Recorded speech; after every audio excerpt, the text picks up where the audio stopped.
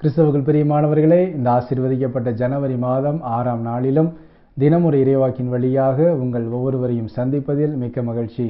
இன்றும் கூட நாம் தியானிக்க இருக்கிற வார்த்தை ரோமையர் 3ஆம் அதிகாரம் 26ஆம் வசனம். இயேசுவின் மீது நம்பிக்கை கொள்வோரை தமக்கு ஏற்புடையவராக்கி வருகிறார். ஆமென். கிறிஸ்தவுக்குள் பிரியமானவர்களே, கடவுள் மீது நாம் நம்பிக்கை கொள்ள வேண்டும். கடவுளின் மீது நாம் விசுவாசம் வைக்க வேண்டும்.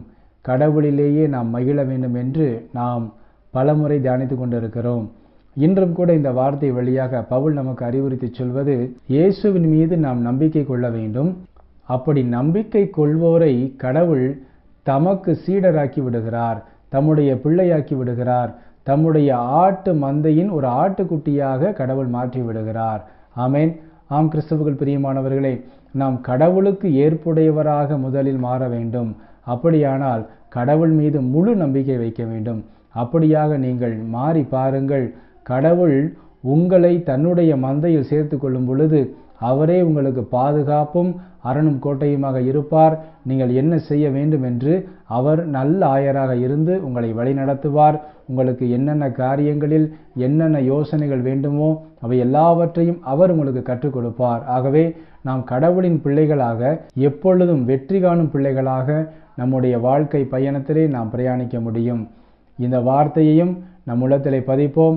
இன்று முதல் கடவுளின் மீது நம்பிக்கையை 100% நாம் வைப்பேன் என்ற நம்பிக்கையிலே உறுதியாக நீங்கள் நின்று பாருங்கள்.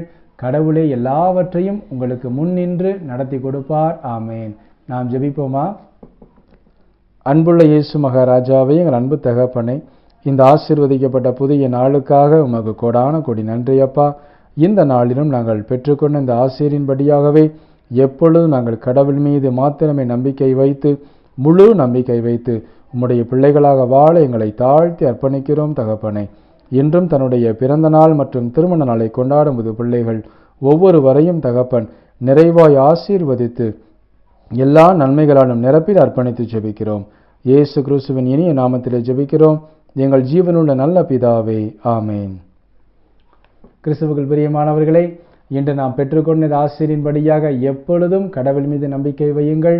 அவருடைய பிள்ளைகளாக வாழ கடவுள் நம்மை தெரிந்தெடுத்திருக்கிறார். ஆமேன். தேங்க்யூ.